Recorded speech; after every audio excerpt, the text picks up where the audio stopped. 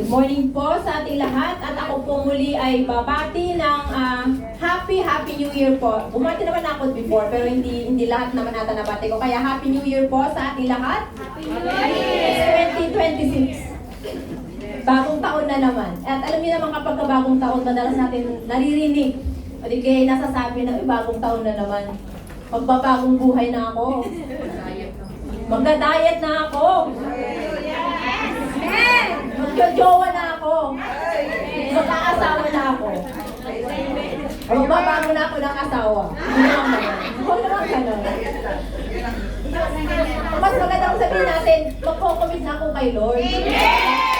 Magsasabihin na ako sa aking pananampalataya. Pero hindi pa ba, kung gusto nating magbago, hindi natin kailangan antayin ang bagong taon. Amen. Upang gawin natin ang mga bagay na ito. Because every day is an opportunity to be better. Amen. And a new season means new experiences. Ito ay nagpe-present ng mga opportunities and possibilities. At ito ay nagdadala rin ng mga challenges and opposition. At kapag sinasabi natin na new season, di ba? Kasi hindi pa bago ito sa atin eh. Hindi pa natin siya napagdaanan. So dahil nga hindi pa natin siya nadaanan, itong new season na ito, it is unknown sa atin. And in this unknown territory, nire-require niya yung bagong ways ng ating pag-isip, pananalita, at pamumuhay.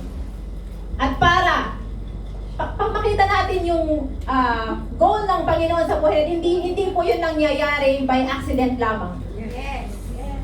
Kailangan po yun ng ating, anong kailangan natin? Hindi rin siya true trial and error lamang siya.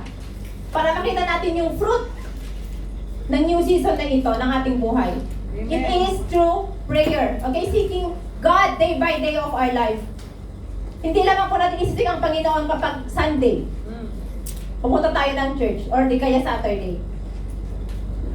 Kundi everyday po ng buhay natin. At sa pagpasok natin sa bagong kabanatang ito, pinapaalala sa atin ang nakakamangha, napakagandang opportunity para sa bagong simula na ipinagkaloob sa atin ng ating Panginoon. And today's message entitled Embracing the New Life in Christ o yung pagyakap o pagyapos sa bagong buhay kay Kristo. Amen. Ito ay nag-aanyaya sa atin na mag-reflect kung paano natin iiwan ang nakaraan.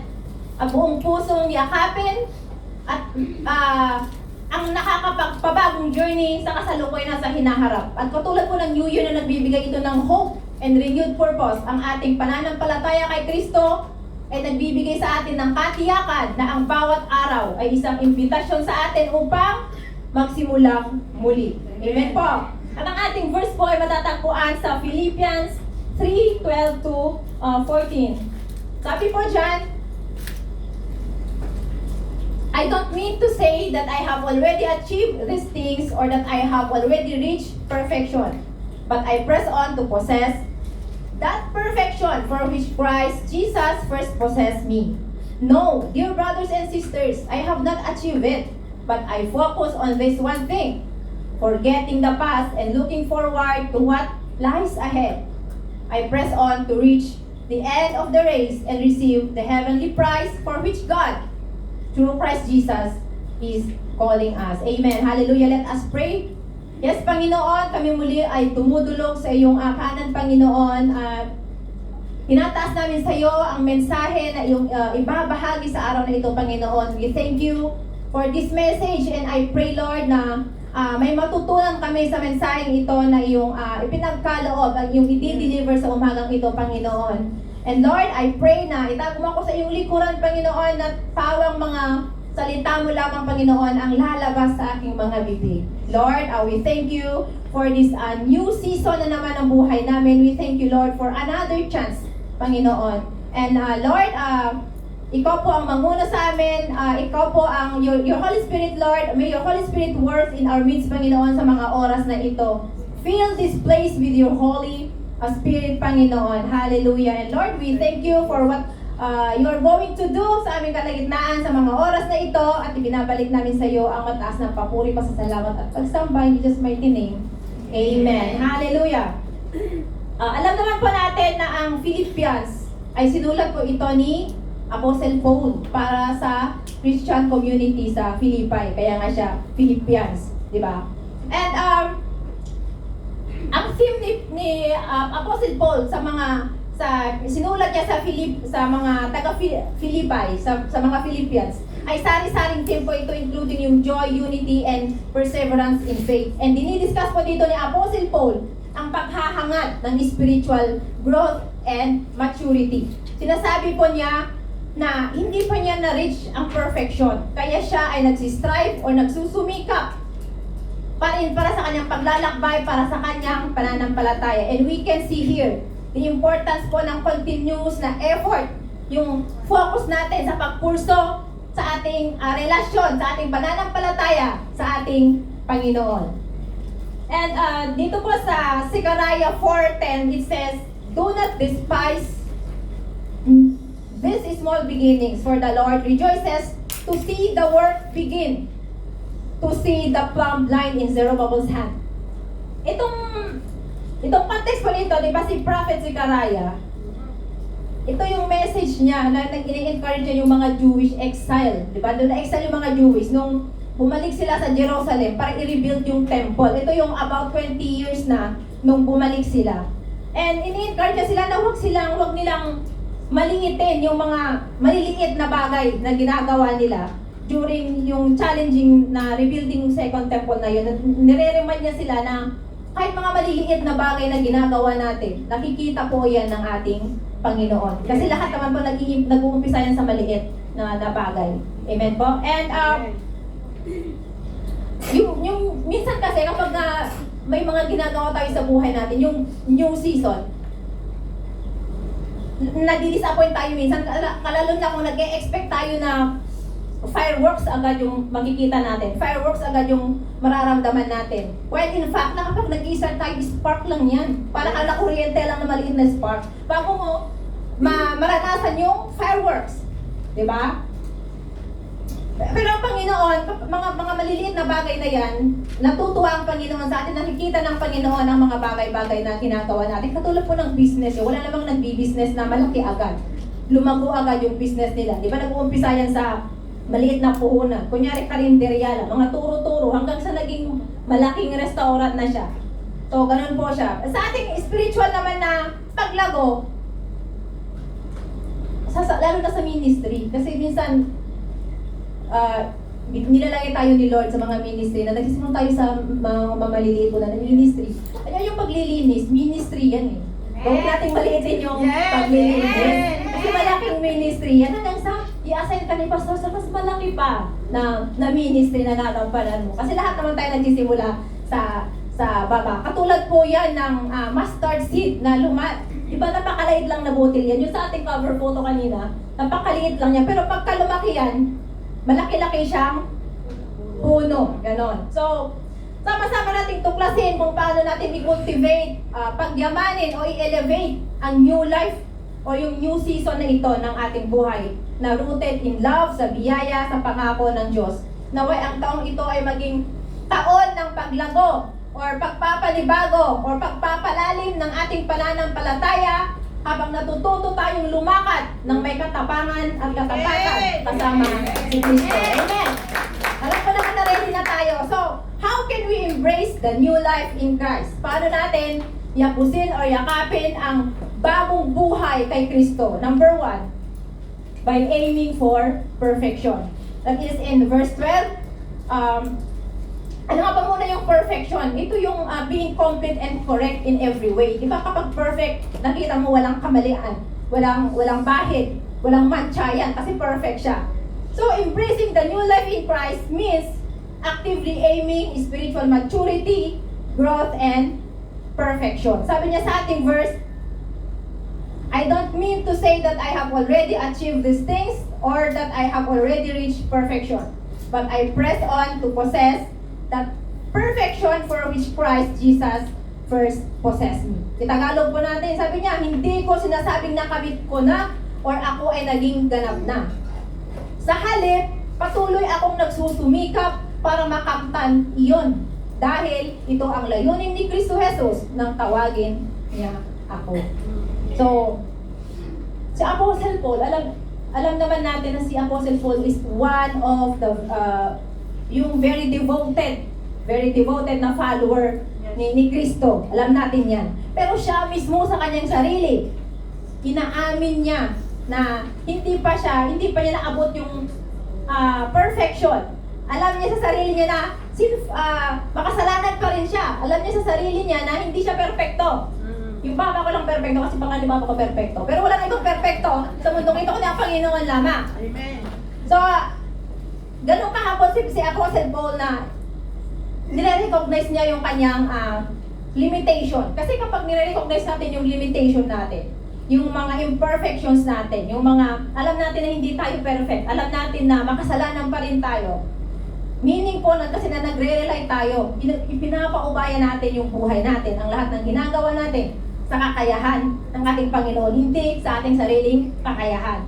Amen. And sabi niya, pressing on. So, ano ba yung pressing on? Ito yung may determinasyon at may effort tayo para ipurso kung ano man yung goal natin. Kahit na alam natin na napakalayo pa or mahirap yung goal natin na yun, ginagawa pa rin natin. Determinado pa rin tayo na gawin yung bagay na yun para maabot kahit na feeling mo mahirap siyang abutin. Okay? So, ganun yung aminin ng pressing on na yun.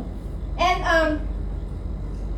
nakikita nga natin dito yung para i-aim natin yung perfection. Kailangan yung patuloy tayong magsistrive para sa ating growth and improvement ng ating spiritual journey. And, nung sinusulat ito ni Apostle Paul, ayaw niya na isipin ng kanyang mga readers na akala niya sa sarili niya is hindi na siya makasalanan. Akala niya sa sarili niya is perfect na siya. Kasi he is very clear doon sa statement niya na his life is a work in progress. So, alam naman natin na tayo dito sa mga katawan natin, never, hindi po tayo, we would never be perfect in this world. Okay, sa mga katawan natin. Pero ang ine-aim natin, yun yung perfection kapag ka nasa heaven na tayo because we are perfected in heaven. So, yun ang i-aim po natin. Hindi yung maging perfecto tayo sa mundo kasi never tayo magiging perfect dito sa mundong ibabaw. Kasi ang Panginoon lamang po ang perfect dito. Pero, instead, i-aim yung ambition natin. Mas lalo nating lawakan yung ambition natin. Mas lalo nating pataasin yung ambition natin na magiging katulad tayo ni Kristo. Magiging mag-reflect sa buhay natin kung sino ang Panginoon, kung sino si Kristo nung nandito siya dito sa lupang ibabaw. And aiming for perfection is a journey rather than a destination. Kasi kapag sabihin mo na yung i-aim mo yung perfection, titignan mo siya as destination. Kapag nandun ka na o nag-stop ka na kasi narating mo na siya. So, stop ka na doon. Pero kapag sabihin mo kasing journey siya, tuloy-tuloy ang iyong paglalakbay. Kasi hindi naman nag-stop ang journey natin Hindi naman nag-stop yung pag-grow natin spiritually. Kaya titignan natin siya as journey, paglalakbay, na tuloy-tuloy lang yung progress. Tuloy-tuloy lang tayo. Hindi tayo mag-stop. Kasi never po na mag-stop yung growth natin as Christian, spiritually. Amen.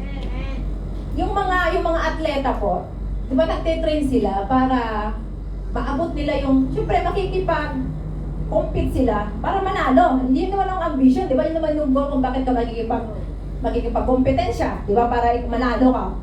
And sila, at tulad ng Olympic runner na hindi pa man din nila na nakakamit yung medal. Kunyari, aim nila is gold medal. Pero dahil sa kanilang patuloy na pagpapractice, pag-e-ensayo, yung commitment nila, yung focus nila sa kung ano bang technique na gawin nila kapag kasasalang na sila. And then, yung continuous na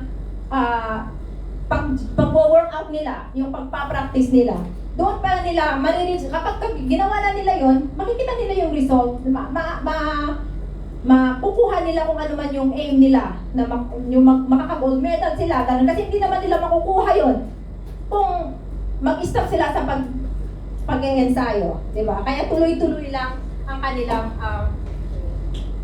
pag-e-ensayo. At ang tunay po na athlete, Nire-recognize niya yung every race. Tuwing may laban siya, ino-consider niya yun as opportunity to improve. Okay? Katulad din natin mga believers, na tayo ay ini-encourage na mag-continue, na mag-strive sa ating pananampalataya. Huwag tayong titigil kasi nga walang tigil ang natin yung growth natin. So kailangan natin mag-strive para mag-grow pa tayo, mag-improve pa tayo spiritually. Sabi sa Matthew 5:48, be perfect therefore as your heavenly Father is perfect. So how can human beings be as perfect as the heavenly Father is perfect? So anong sabi natin kanina na wala pong perfecto dito sa mundo. God is a sinless being. Pero tayo mga tao, mula nung nagkasala si Adan at Eva, tayo ay sinful creature na tayo by nature. Yes. So paano natin masasabi na magiging perfect tayo tulad ng ating Diyos Ama? Ano ba ang dito? Ano ba yung sinasabi ano bang minimin ni Jesus dito? Yung Christian life natin is meron niyang goal. At ang goal po natin ay pointed toward heaven.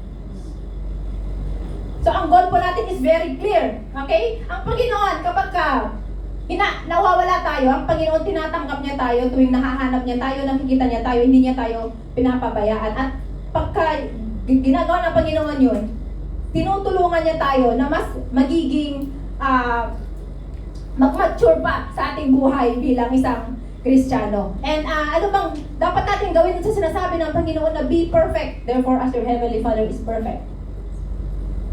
Tanggapin natin yung command na yun, okay? And let us walk within His will. So gawin natin yung will ng Panginoon, tanggapin natin yung command na yan na be perfect as your heavenly Father is perfect. Huwag tayong ma-discourage kasi alam naman natin paano ako magiging perfecto. Wala nga perfecto dito sa mundo. Huwag natin i-aim yung dito yung sa lupa. I-aim natin yung pagka-perfect natin pagka pumunta tayo ng heaven. Yes. Okay? So huwag tayong ma-discourage na gano'n na, bakit ako magiging perfect? Wala naman perfecto. Pero yun ang magiging guide natin. Okay? Dito sa mundo. Hayaan natin yun ang magiging guide natin dito sa mundo na punong-puno ng kadiliman. 2 Peter 3:18, but grow in the grace and knowledge of our Lord and Savior Jesus Christ. Ano ba yung grace? Ito yung unmerited favor. Ito po yung favor sa atin ng ating Panginoon na dapat natin maintindihan. Okay? And knowledge, ito yung understanding natin kay Kristo at sa kanyang mga katuruan. And by God's grace or favor to us, we have to grow or deepen our relationship with Him by seeking Him more and applying His teachings into our daily lives. Sabi ko nga kanina, huwag lang nating hanapin ang Panginoon tuwing Sunday. Huwag lang nating i-apply ang mga salita ng Panginoon tuwing day off natin, tuwing pumunta tayo sa church. Tapos paglabas natin, wala na naman, ching! Lumipad na naman narinig natin. Monday to Saturday, iba na yung ginagawa natin.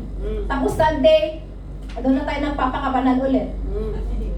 So, kailangan 24/7 po natin ina-apply ang salita ng Panginoon sa buhay natin. Sabi kasi dito, growth is a process and in Christ we are constantly being transformed into His image. Amen. So, ang pag-grow po natin spiritually, hindi po ito on the spot, hindi po ito agad-agad. O dating sabihin na, nagsimba ka ngayon, tapos, nag-grow na ako. Pag mga may bisita tayo, ini-MM natin sila, wala natin i-expect na nag-grow na sila agad-agad spiritually. Hindi po yan overnight na mag-grow tayo. Tuloy-tuloy po yan. Kailangan ng merong gradual progression over time. So, tulad po ng physical and emotional growth, yung spiritual growth din po, nire-require nyo lang ng yung patience natin, ng effort, and ongoing commitment. Okay, so, huwag po natin asahan na agad-agad na mag-grow tayo spiritually kasi progression niya, kailangan tuloy-tuloy tayo para mapalago and mag-grow tayo sa ating pananampalataya sa ating Panginoon. And sabi niya din, in Christ, sabi niya, diba, growth is the process. And in Christ, ano ba yung in Christ na yan? Tayo kasi mga believer, nung nung namatay ang Panginoon sa cross, di ba? Kaano na tayo ng Panginoon eh? We are united with Him. United na tayo sa Kanya. So, kailangan i-receive natin yung guidance ng Panginoon. Magpapag-guide tayo sa Kanya, hindi sa sarili nating mga kagustuhan o kakayahan, kundi magre-rely tayo sa kung ano ang kayang gawin ng Panginoon sa buhay natin. And into His image, sabi niya dyan, we are being transformed into His image. Ano ba ang image ng Panginoon? Perfect. Napagmahal, may compassion, holiness. So, hindi man tayo magiging perfecto, ang gawin natin is i-aim natin na maging katulad tayo ng Kristo kung ano man yung mga ipinakita niya nung nandito siya sa lupa. Amen.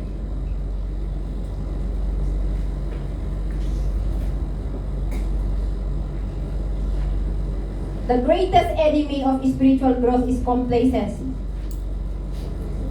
Kapag kasi sabihin natin na, nag-church na ako, tama na yun. Okay na. Maka-Diyos na ako. Nagbasa ka ng Bible kapag ka Sunday, okay na yun. Hindi po ganon. Kasi kapag nagiging kampante na tayo sa level ng ating pananampalataya, magiging stagnant na lang tayo. Hindi na tayo mag-grow. Hindi na tayo mag-i-improve, walang transformation. Kasi akala mo, okay na siya, pero hindi pa. Malayong-malayo ka pa, kapatid. Kaya huwag tayong makontento sa level ng ating spiritual journey sa ngayon, yung ating spiritual life. Kung natin sabihin na, okay na, maano na ako, alam ko na makakapasok na ako sa heaven pagdating ng panahon. Kasi nagsisimba ako every Sunday. Pero after mo magsimba, lumabas ka, nandun ka na sa, may party-party na ka nang pinuntahan. Naka-live ka na. TikTok pa mo. Nagti-TikTok na. Parang na, galing ka ng church, pero paglabas mo, nasa worldly, ka na naman.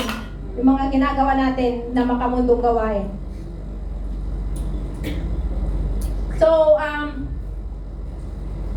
huwag tayo makampante mga kapatid. Okay, para hindi tayo magiging stagnant lang yung ating pananampalataya sa ating Panginoon. So, by avoiding complacency, we are encouraged to continuously seek knowledge. Okay? Deepen pa natin yung relasyon natin sa Kanya and mag-engage tayo sa mga ginagawa like sa church. Mag-engage tayo may mga activities sa church. Hindi yung after ng service, umalis ka na agad-agad. Kahit na may mga activity pa kayo sa cell group. Diba? So, paano tayo mag-grow pag gano'n? Nakakampante na tayo na nakinig na tayo, umupo na tayo ng 2 hours, tapos na. Okay na ako spiritually. So, hindi po gano'n yun, mga kapatid. Okay? So, kailangan natin i-aim yung perfection. At pangalawa po, i-shift natin yung ating expectation. Embracing the new life in Christ, it is necessary na i-shift natin yung focus natin from our past failures, yung mga regrets natin or achievement, to the hopeful expectation of what lies ahead in our relationship with Christ. Sabi ko dyan, no, dear brothers and sisters, I have not achieved it, but I focus on this one thing, forgetting the past and looking forward to what lies ahead. Sabi niya, hindi mga kapatid, sabi hindi ko pa naaabot ang perfection. Sabi niya, pero nagfo-focus ako sa isang bagay na ito. Ito yung forgetting the past, kakalimutan ko kung anong nakaraan, and ilulook forward ko kung anong mangyayari in the future. Amen. Amen. Kailangan natin mga kapatid, i-release yung mga burdens natin, yung mga disappointments.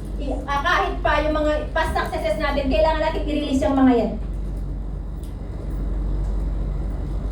Para mapurso natin kung ano man yung goal ng Panginoon sa buhay natin. Huwag nating hayaan na yung mga failures natin ay binablock tayo or hinahadlangan tayo para mag-step forward at maabot natin or magawa natin kung ano man yung pinapagawa sa atin ng ating Panginoon. So we are encouraged to look forward with hope and anticipation. Kailangan excited tayo. Maging excited tayo kung sa ano ang mangyayari sa hinaharap. Yes. Hindi na dun sa nangyari sa kahapon o ng mga nakaraang taon, kundi sa mangyayari sa ating hinaharap. So, ang pag-e-expect kasi kapatid, kapag nag-e-expect ka, di ba, ina-expect mo na may mangyayari. May nagpapahiwatig na tayo ay nagtitiwala sa mga pangako ng Diyos at hinahangad natin na matupad ang mga bagay na iyon. Kasi kung hindi ka na nag-e-expect, wala na. Kasi wala ka nang ina-expect eh. So, parang hindi ka na magsistrive. Parang hindi ka na gagawa ng effort. Hindi ka na mag-e-effort para maabot mo kung ano man yung ina-expect mo. Kaya kailangan natin mag-expect, mga kapatid. And, ang mga nakaraan naman natin is titignan naman natin, di ba? Lilingunin natin, natuto tayo sa ating mga nakaraan, pero huwag tayong mamuhay doon sa ating nakaraan. We have to give our past to Jesus. May mga bagay na kailangan nating kalimutan ng mga nangyari sa nakaraan. Ito yung mga defeats natin and even our victories.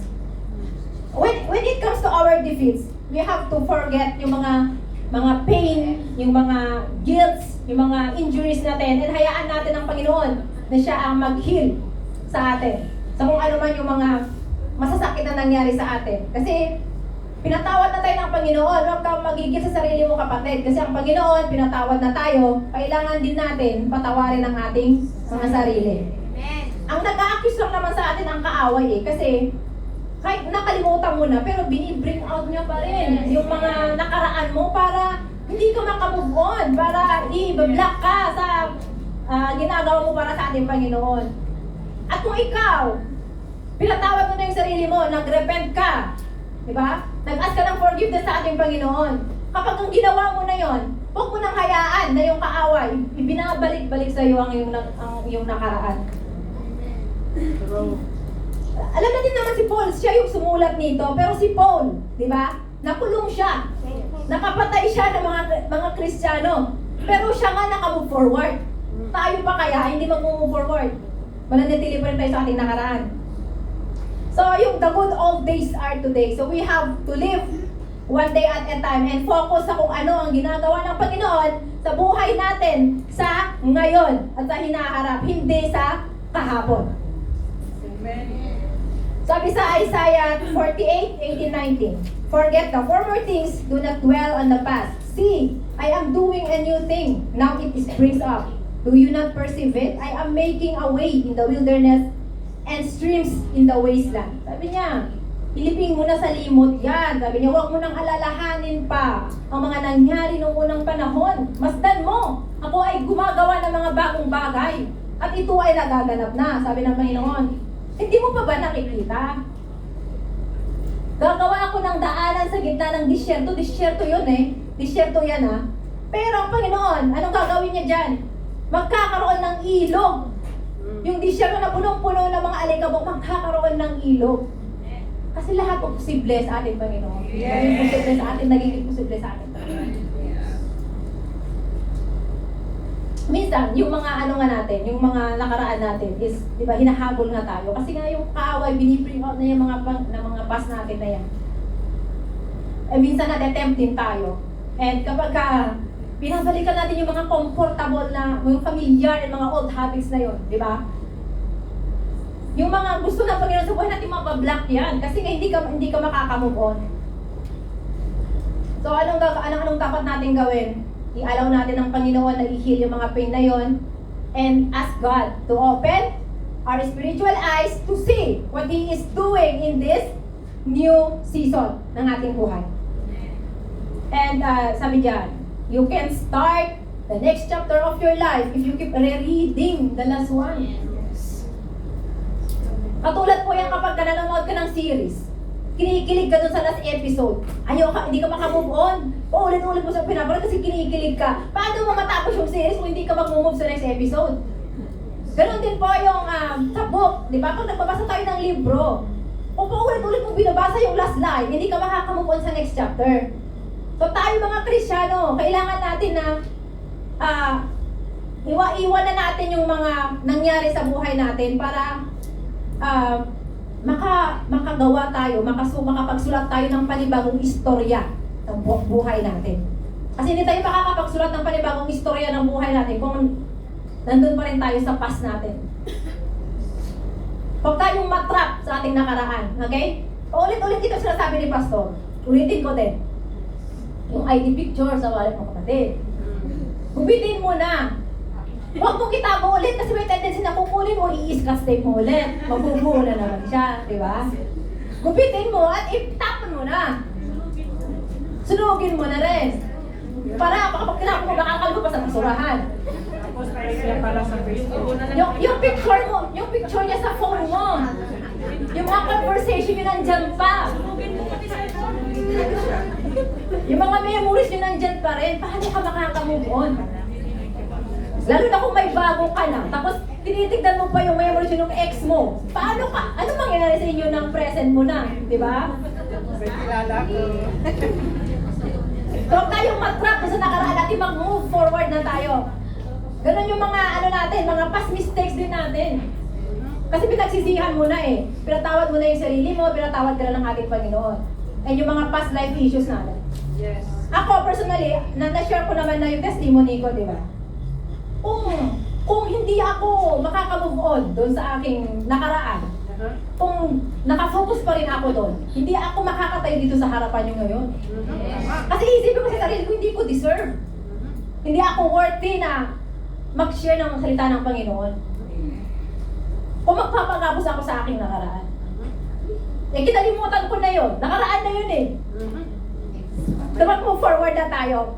Tingnan natin yung ginagawa ng Panginoon. Kasi tingnan na, yung Panginoon, binigyan niya ako ng chance na tumayo sa harapan niyo.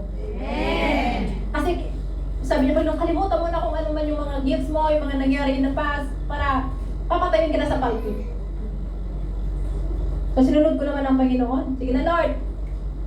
Kalimutan ko na yun ang Panginoon nakaraan. Mag-focus na tayo sa future and sa present at sa future natin. Sabi dito, God's mercy is bigger than any of your mistakes. Nagkamali man tayo kapatid, kahit na ilang pagkakamali pa yan, ang mercy ng Panginoon, mas malaki yan. Ikukumpara na sa ating mga pagkakamali. Kaya huwag po tayo magpagapos sa ating mga kamalian. Okay? Ang dapat na sabihin natin ganito, Dear past, thank you for your lessons. Magpasalamat ka kasi yung nakaraan natin may mga lesson tayong natutunan. And dear future, I am ready. Dapat maging ready tayo kasi natuto na tayo sa past. And dear God, thank you for another chance. Okay? And pagsabihin na natin yon, di ba? Pag-move forward na tayo, magiging determined tayo na mag-move forward kahit na may mga difficulties, may mga pagsubok yan, mag-move forward tayo determinedly para ma-fulfill or ma-accomplish ang or ma-achieve ang gusto ng Panginoon sa buhay natin. At yun po ang ating number 3, by pressing on to completion.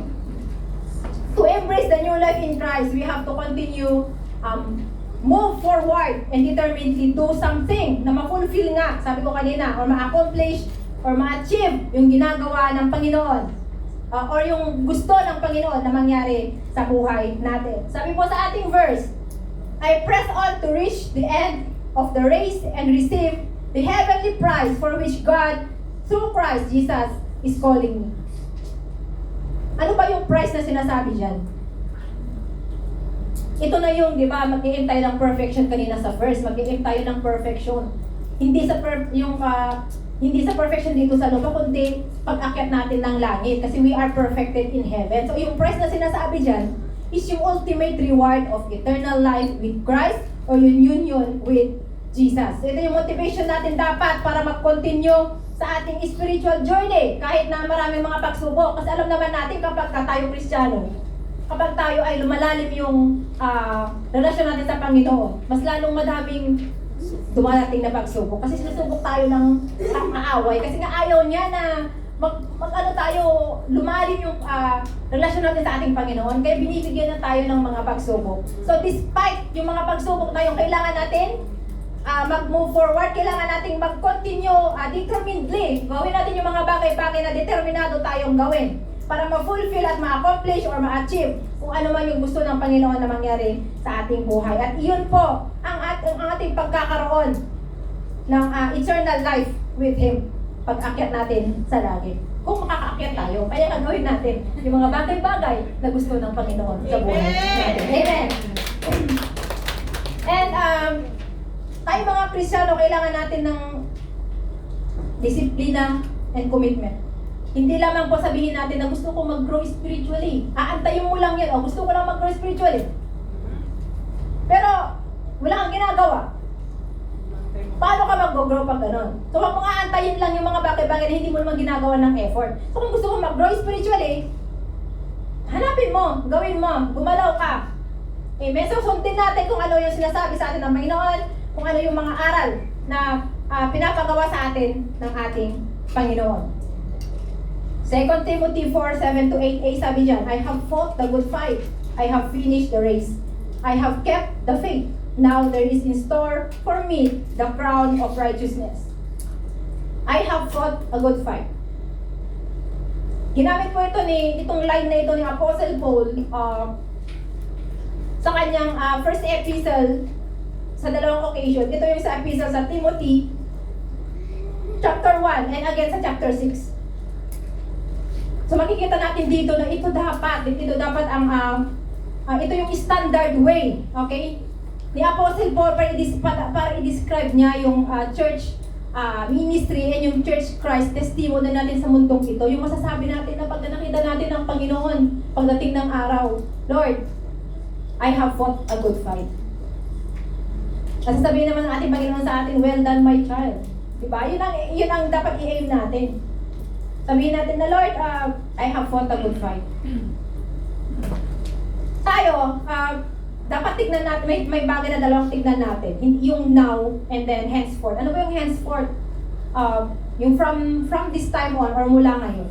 So, there is the present life and the life which is to come. So, meron yung, kapag kayo mga normal lang na tao, yung natural na pag-iisip ng tao, nasabi nila na, yung mga unconverted pa, iniisip lang nila yung ngayon at yung present life nila. Kaya nga sinasabi nila na let us eat. Kakain tayo or iinom tayo kasi bukas mamamatay din tayo.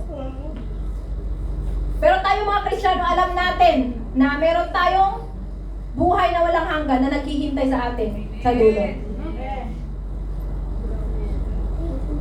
And masabi yung sermon, the wonderful sermon of God on the Mount. Sabi niya na blessed are the pure in heart.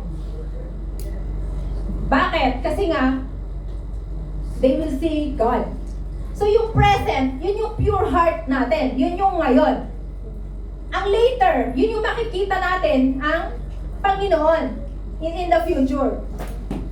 And also sabi niya, blessed are the meek, for they shall inherit the earth. So kapag ngayon,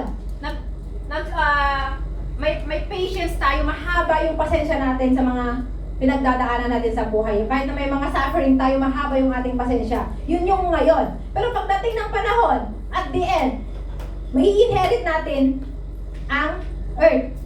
Pagdating when the new heaven and the new earth appear. And also, yung blessed are they that mourn, for they shall be comforted. Yung pagdadalamhati, yung kabigatan ng loob, yung mga luha natin, pansamantala lang yung mga kapatid. Pero pag gising natin kinabukasan, mako-comfort tayo, may comfort tayo dahil yun sa glory ng ating Panginoon. So may titignan natin yung ngayon at yung mangyayari kinabukasan. Yes. Aim for heaven and you will get earth thrown in. Aim for earth, you will get neither. Sabi ni C.S. Lewis. I-aim natin ang heaven. Kasi kapag ina-aim mo ang heaven, may tendency yan na marireach mo yung kung ano man yung goal mo dun sa heaven at saka yung mga material aspects of life. So may mapufulfill po yan. Kapag gagawin natin yung spiritual or eternal priorities natin, yung spiritual life, yung spiritual growth natin, ang priority natin, maglilid po yun ng fulfillment ng both ng ating spiritual and material aspects of life. Pero kapag ang i-aim natin kasi is yung mga bagay-bagay sa mundo, hindi mo na nga makukuha yung ini-aim mo na bagay dito sa mundo, hindi mo pa makukuha yung bagay sa langit. So wala kang makukuha kahit ni isa doon. So piliin natin i-aim yung heaven. Kasi hindi lang heaven, pati yung mga material na bagay na ini-aim natin dito sa lupa. And our goal dapat is not to be successful. Our goal is to be faithful. Pumunta naman tayo dito sa Hong Kong para mag-work. Diba? Para makapag-ipon ng pera. Yes. Pero, tayo mga Kristiyano, nakakilala na sa Panginoon. So, hindi lamang dapat yung pagpapayaman na lang yung focus natin, yung goal natin. Kailangan din natin maging, sige, magpakayaman tayo, at the same time, magiging faithful din tayo sa ating Panginoon. Yes. Hindi lang tayo nakafocus sa pagpapayaman na kahit na day off mo na, nagpa-part-time ka pa, kahit na bawal nga ang mag-part-time. Eh, takot tayo mag-commit sa Panginoon. Kasi iniisip natin na, ay, yung kayamanan ko, mababawasan yung aking kayamanan.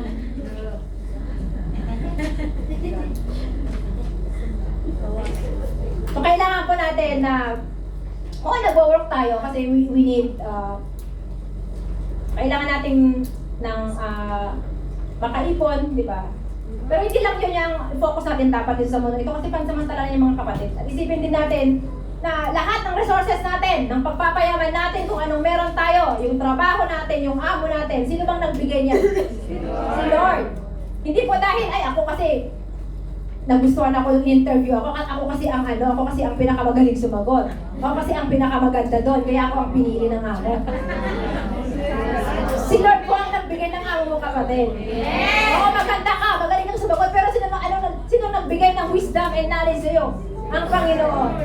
Amen?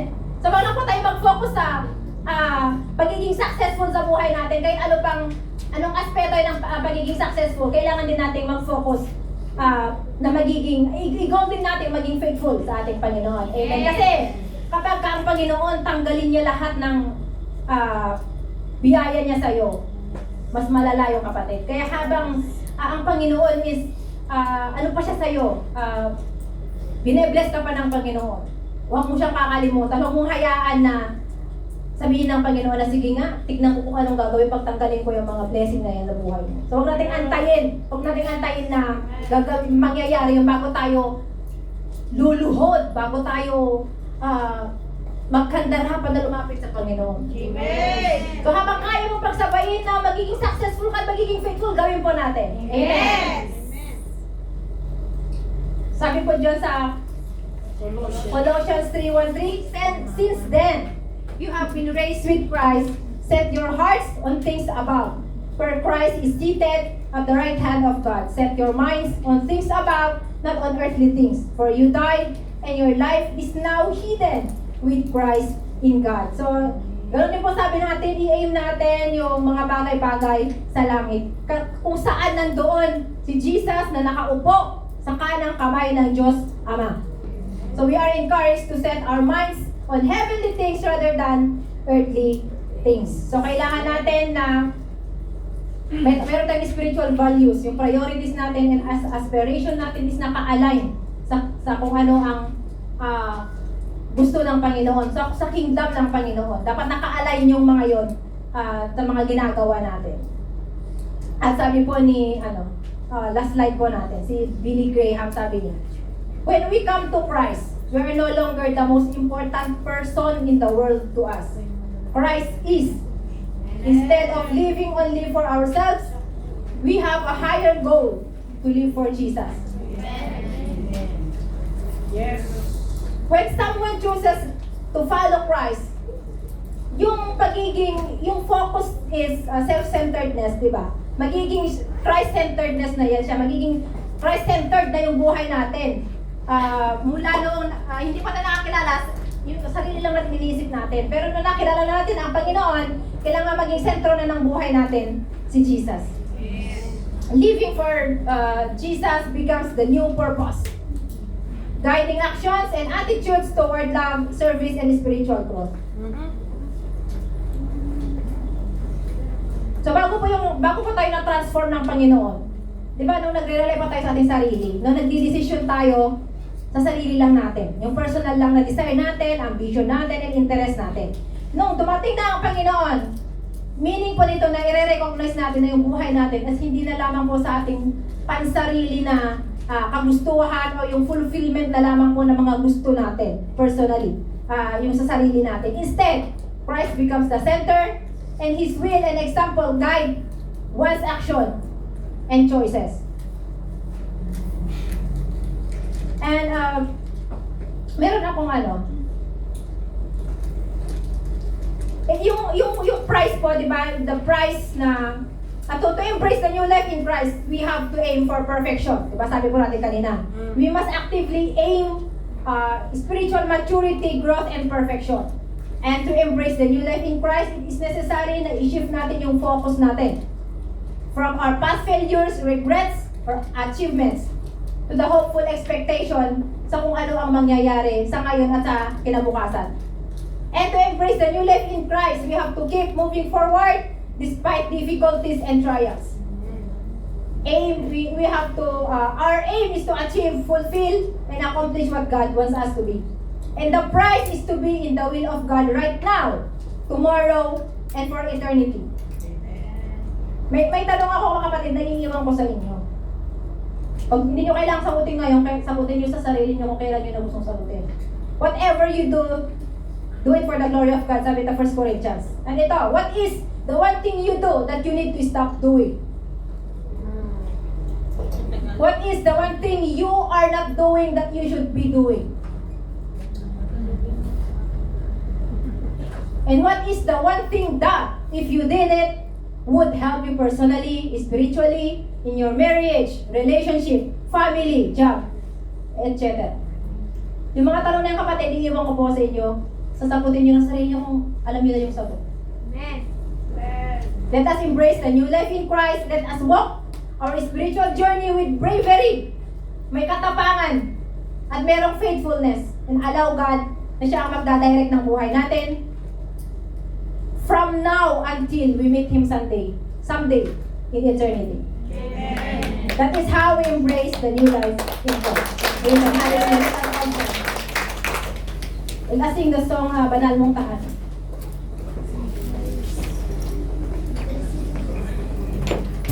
Hallelujah, hallelujah. Mga kapatid,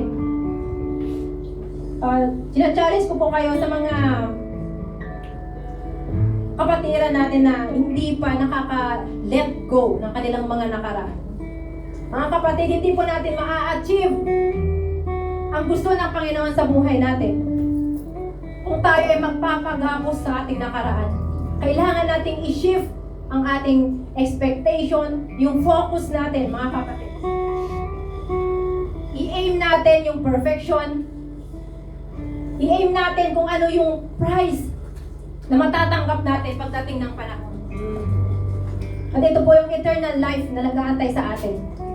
When we say eternity po yan, walang katapusan.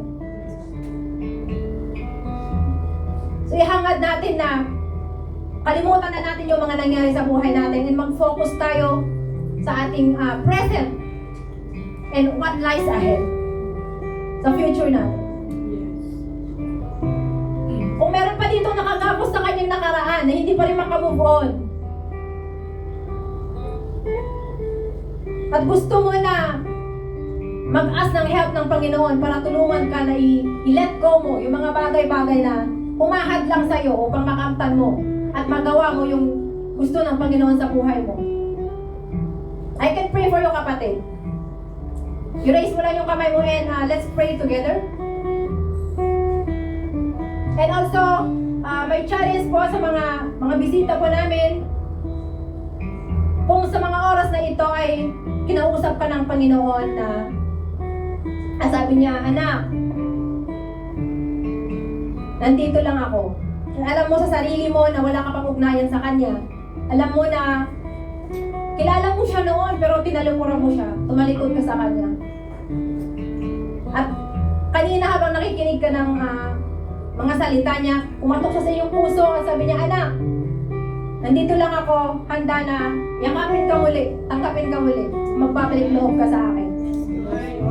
At kung ganun kapatid na na-feel mo yung presence ng Panginoon, sinasabi niya na, it's okay anak, lumapit ka lang sa akin. I can pray for you kapatid, tulungan kita na lumapit muli tayo sa Panginoon at tanggapin mo muli siya sa iyong buhay. Huwag kang mag-alala kasi walang nakakakita sa iyo, di ba? At dumaan po kami lahat sa ganyan. Kung gano'n ang gusto ng puso mo kapatid, just raise your hand and I will pray for you. Hallelujah. Thank you for that hand. Kapatid, sundin mo lang ang aking panalangin. Kahit sa isip mo lamang o sa mahinang salita lang ng kapatid. Lord, thank you sa oras na ito na ako ay dinala mo sa lugar na ito. Alam kong hindi ito aksidente, pagkos ito ay iyong kagustuhan. Alam ko sa aking sarili na ako ay makasalanan. Tinalikuran kita. Kilala kita pero tumalikod ako sa iyo.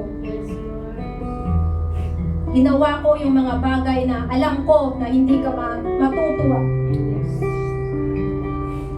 Tinatanggap ko sa aking sarili na ako ay makasalanan. At ngayon ako ay lumalapit sa iyo, nagpapakumbaba. Natatanggapin kita muli sa aking buhay. Ipapaubaya ko sa iyo ang aking buhay, Panginoon.